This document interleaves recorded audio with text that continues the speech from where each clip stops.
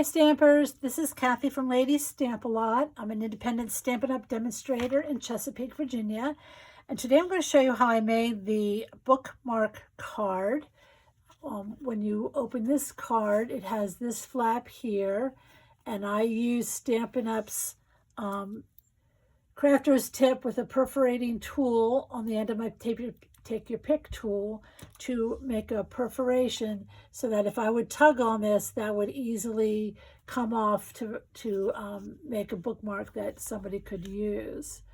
So this was made using the For Your Books bundle, which is in the current January to April 2025 mini catalog, which has a couple stamped images here of books and some greetings, a cute little pair of eyeglasses, and then it comes with coordinating dies. Does a book, the bookmark here, a little white thing to look like the pages. It gets a die to make a tassel, and it's a die also to cut a hole out. So it's a nice little set. It's a good value. It's $28.75 if you buy them together. And here are the measurements for my card today. If you're interested and you want to take a screenshot, or I'll have these measurements on my blog. So the card itself is 5.5 by 10.5. So you can only get one from a piece of 8.5 by 11 cardstock. And then we're going to score it at 4.25 like a regular card. And then we're going to use I'm going to score it at 8.5 and then use the perforating tool to give that the edge where you could make it so that you can tear it off. That's at 8.5. The other paper I used was a layer of Granny Apple Green, which is 4 by 5.25. The white where I did my stamping was 3 3/4 by 5. This is a stitched circle die. It's about 2.5 inches across. Then on the inside, I have a white 4 by 5.25 for some stamping and my sentiment inside. And then the bookmark white is 1 3/4 by 5.25. 1 3/4 by 5.25. Okay, so I'm going to show you how I did this card. And again, I will have these on my blog if you missed them. So you're going to take, I used Blueberry Bushel for my bookmark card, and again, you can only get one out of a sheet of cardstock. So I'm putting it in the trimmer with the long side running top to bottom, and the short side is across the bottom, and I'm going to cut it at 5.5. Okay, and then because I only need 10.5 inches, I'm going to cut off a 1/2 inch.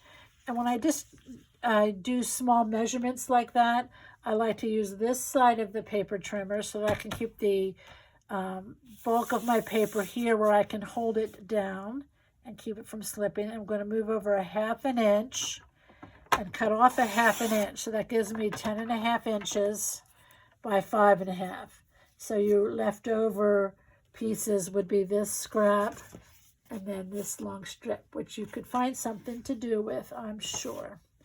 Okay, so then we're going to go ahead and score. My scoring blade popped out.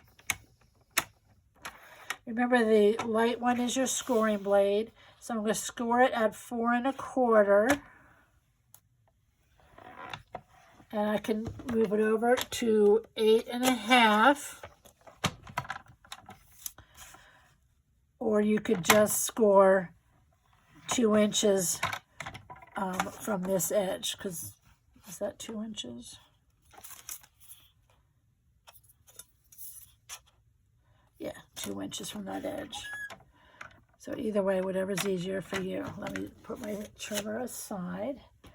Now, what I'm going to do next is use my perforation tool. So this is just going to be a regular card. And then where I have that line is where I'm going to use my tool.